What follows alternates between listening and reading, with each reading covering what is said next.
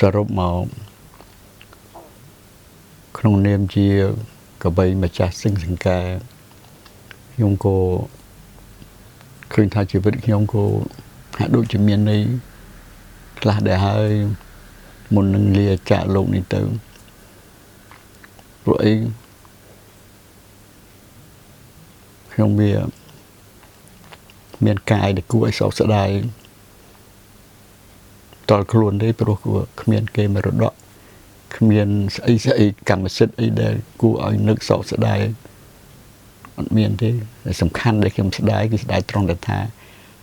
វាបើសិនណាជាថាវាពេលវេលាវាអាចឲ្យបាននៅយូរតទៅទៀតក៏ខ្ញុំអាចនឹងខំធ្វើស្នាដៃធ្វើនេះធ្វើនោះដើម្បីបម្រើជាតិខាងវប្បធម៌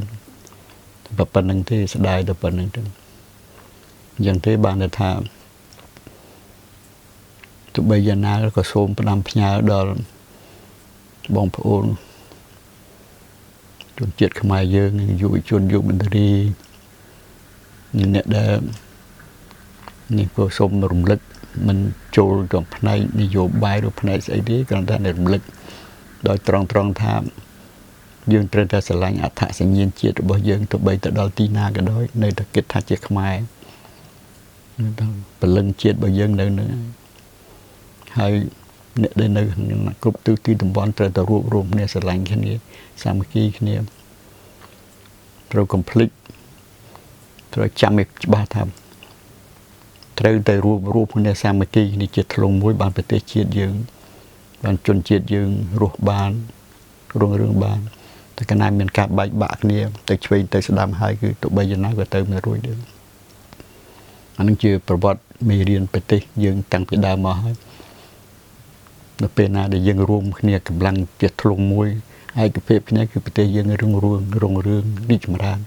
តែពេលណាយើងមានការបែកបាក់គ្នាទៅឆ្វេងទៅស្ដាំគឺពេលនោះហែនហើយបាត់អានឹងត្រូវតែចាំចំមិនមកបាត់រៀនមេរៀនវត្តសាស្ត្របាន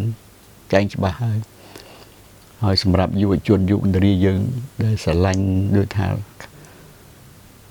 ជាតិមាតុភូមិស្រឡាញ់អក្សរសាស្ត្រស្រឡាញ់អក្សរសិល្ប៍អីក៏ខំប្រឹងធ្វើយ៉ាងណាកុំឲ្យភ្លេចខ្លួនត្រូវតែចងចាំចនិចនៅអត្តសញ្ញាណជាតិធ្វើស្អីក៏ដោយមកខ្ញុំវាស្ដាយដោយសារវាមិនបានទៅនៅជួយមានតម្រេះបន្តិចបន្តួចហ្នឹងក៏មិនបានថាបាននៅបន្តទៅទៀតប៉ុន្តែគាត់តែផ្ដាំថាធ្វើ3យ៉ាងមិនក៏ដោយខំធ្វើអ្វីដែលគេថានៅតែក្នុងស្មារតីជាខ្មែរស្រឡាញ់ខ្មែរនឹងរួបរวมគ្នា